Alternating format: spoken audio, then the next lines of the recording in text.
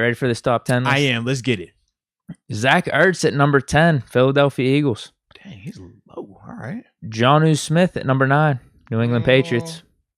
Former Tennessee Titan. Right. Yeah, he was with Tennessee. Evan Ingram at 8, New York Giants. Hunter Henry, number 7, New England Patriots. Okay. Dallas Goedert, number 6, Philadelphia Eagles. At number 5, we got TJ Hawkinson from the Detroit Lions. Yeah. Number 4, Mark Andrews, Baltimore Ravens. Number 3, Darren Waller, Las Vegas Raiders. Travis Kelce at number 2, Kansas City Chiefs. Number 1, George Kittle, San Fran 49ers. Okay. So they went Darren at 3, Kelce at 2, and then Kittle at 1. Yep. Okay. Honorable mentions? Yeah, what you got in the honorable mentions, man? We got Gronk. Okay. Noah Fant. Mike Gesicki. Austin Hooper. I like him, yeah. Robert Tonyan. All right. Okay. Read it off one more time. Just 15-1. Go down. Honorable mentions all the way down to number 1. Just quickly one more time so we make sure we got that right. 15-1. Tonyan. Austin Hooper. Mike Gesicki. Noah Fant. Rob Gronkowski. Now we got at number 10. Zach Ertz. Number 9. Jonnu Smith. Number 8. Evan Ingram. Number 7. Hunter Henry. Number 6, Dallas Goedert. Number 5, TJ Hawkinson. Number 4, Mark Andrews. Number 3, Darren Waller. And then number 2, Travis Kelce. And finally at number 1, George Kittle. Okay. So before we start, let's see what the people are thinking right now. First off, in terms of where he ranges, and then we'll give what we think he ranges. All right. Sure, I'm good with that. All right. So let's see. I can't even see where I know, bro. It just went like crazy in the chat, man. All right, but I do see John Doe. He says he feels like Ebron's a top 15 guy. Justin Emilio, man, probably in the top 15 for Eric Ebron as well. Remix says if Ebron could block better, he would be top 10. Yeah. D Boogie says around 17, but if he could fix the drop issues, he thinks in that 12 range. Let's see. Michael Marr, he says top 15, but if he could block, top 10. What you got? You got anything over there? I don't know. Seeing what you. That's what I'm saying. Rod Dollars, Ebron top 15. The Analyzer, E is top 15 for sure. Maybe top 10. Justin Reynolds between 9 and 12. Ebron between 15 and 12 from Steven Rhodes. Kenneth Beamer says top 10. Trina Still Diva goes with top 15 along with Juan Rangel. He says top 15 also. So I'm feeling like a lot of people are having him in that range as well, man. So this is my issue. Or actually, you go first, man.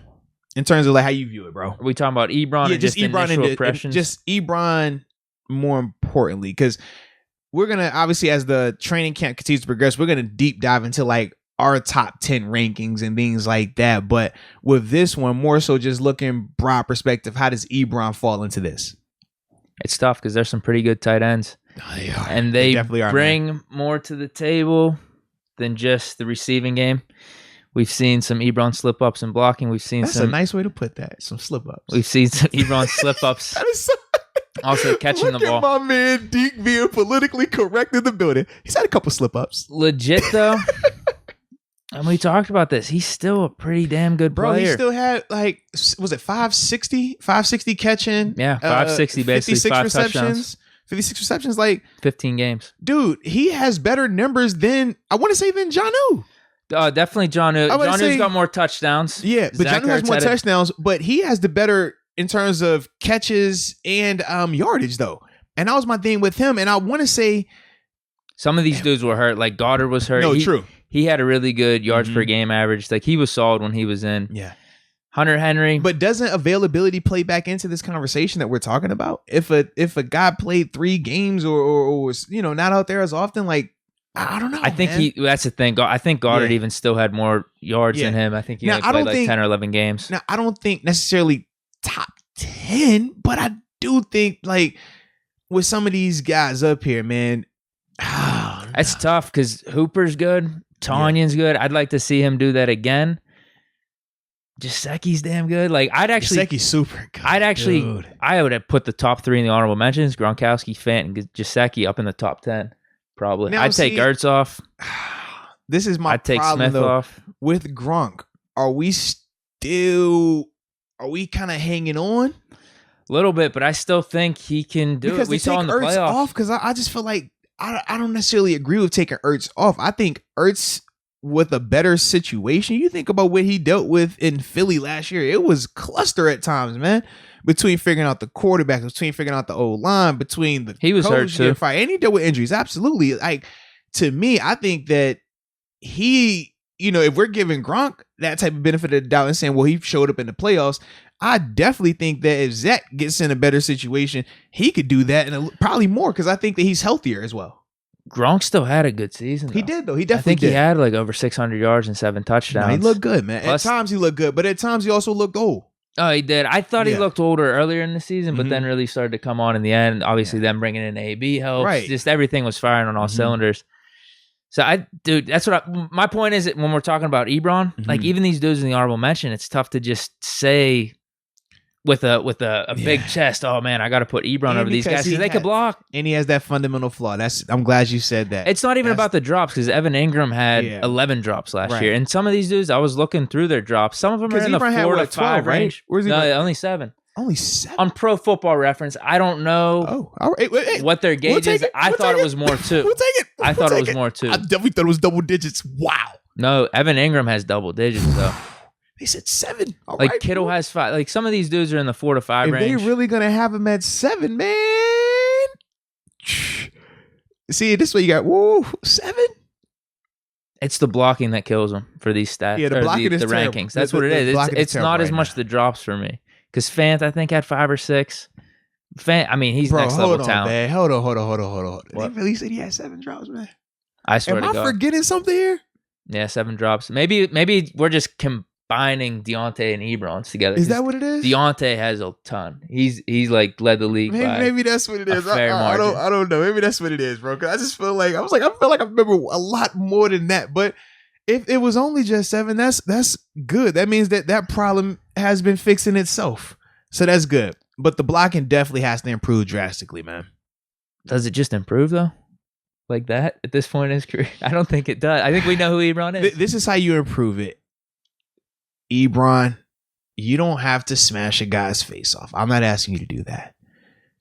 Just get in his way. Make him have to run over you. And this is the sense that I'm talking about. You're a big man. How big is Ebron? He's what, 6'4", 6'5", 265? Deontay 13 drops. How big is Ebron though? He's what, 6'5", about 260? I got it pulled up. 250. He's in that bigger range, right? I'm saying I'm gonna guess 6'4". 6'4". I'm about to say he's like a big, he's like a power forward. Yeah. So 6'4", 250. He's only 28 still. I know, that's the thing, like, and super athletic. But when you're that big and that athletic, I'm not asking you to go over there and try to maul a guy's face off. No, you don't have to be George Kittle. No. You don't even have to be Darren Waller. I like Darren Waller. Like, he at least gets in the way. That's what I'm trying to say, though, for Ebron. Position block. Use your body and just make them have to go the long way.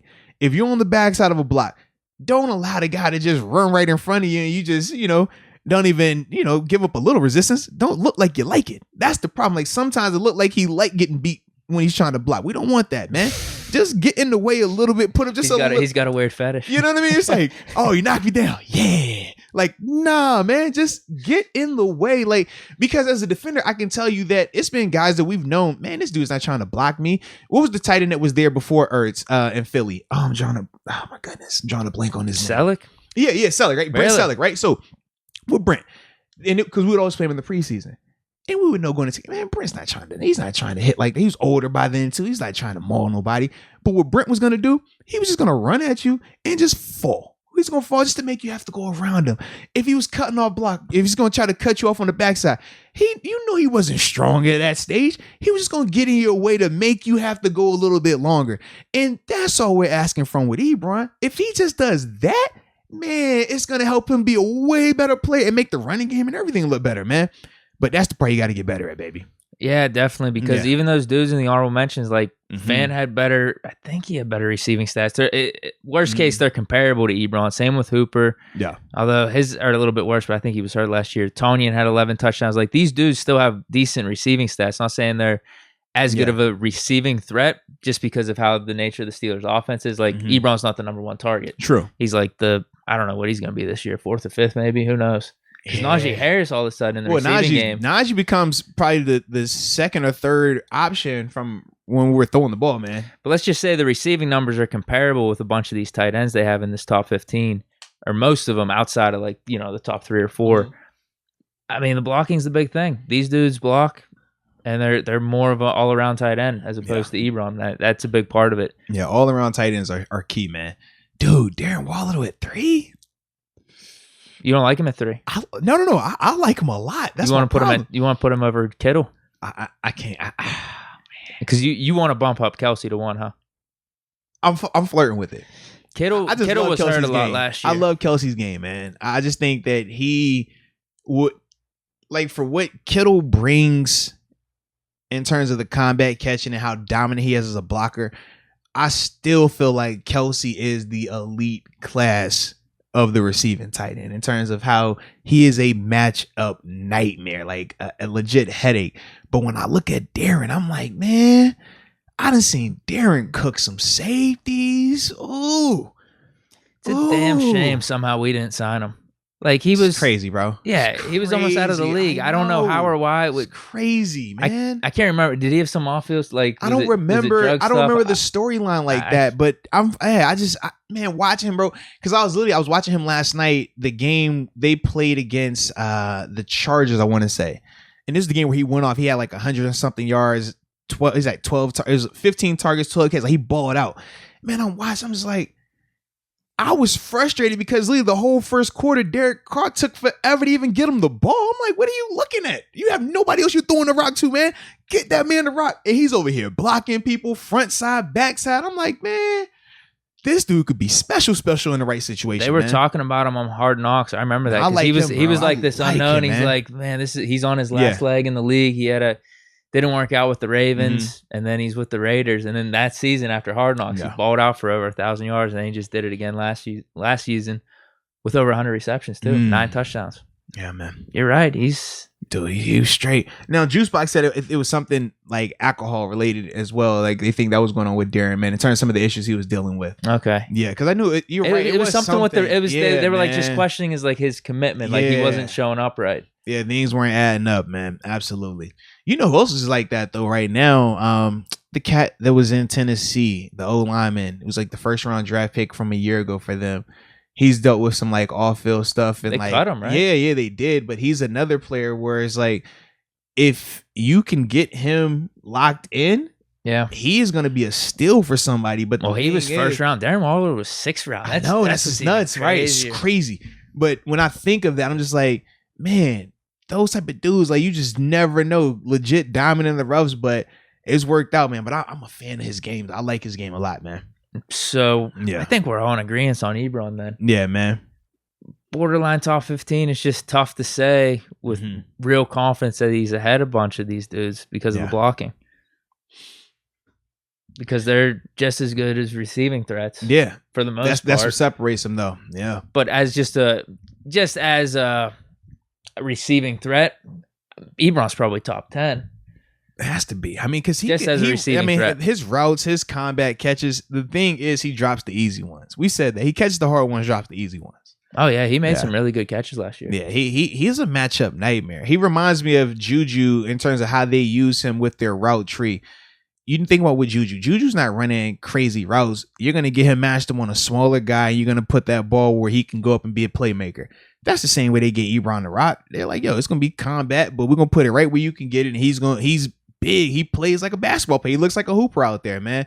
So just be more consistent. Just be more consistent, man. And yeah, at least get in the way on running plays. Just a little bit. You don't, like I said, you don't have to block them. Just get in the way. You can't let them know that you like it. That's the biggest thing. Don't let them know that you like it. What do you think with Freiermuth? Will we use him in different ways? I'm talking about, will we use Ebron in different ways? Will he maybe play some outside type of stuff? I think Ebron will play a lot more off the ball. We have so many players on offense right now. I think we move Ebron a little bit more in terms of like some of the motion stuff, being more of the off-ball tight end. So that way you don't have to worry about the physicality. You can just allow him to be more of the route runner, more of the decoy. Whereas with Pat, I think you use Pat as your point of attack guy. I think Pat is good enough as a receiver that he's going to be able to run routes. So that gives you an advantage as him being at the front side of a formation. But then also he's a guy that can move around as well. So even if you wanted to try to spice it up and say, you know what, this play we're going to have Ebron on the point and make it appear that we're going to run over here. We'll even start with Pat off the ball in a off-ball tight end kind of look, right? Almost like a wing look. We call it a DT, just in terms of like how these guys are close, but one guy's on, one guy's off. And if we want, we can still run that ball backside because Pat can get back there and make that block. He can go block the backside in. If we want, we can motion Pat over there and still run over there because he's physical enough to be a point of attack guy. So Pat brings so much versatility because of his ability to block. So that, to me, I think, man, it's only a matter of time before he puts it all together. And then we don't have to worry about necessarily, all right, we're going to do certain things to hide one guy's deficiencies. I think it'd just be, man, we running whatever we want to run because Pat out here now. But I think it's going to take time to get to that. But that's kind of how I see it because Pat can catch. Pat can run routes. Pat is very savvy in terms of being able to use his body. And we call it play basketball. Put your butt on the guy, box him out. And now you got this easy catch. He can do all of that.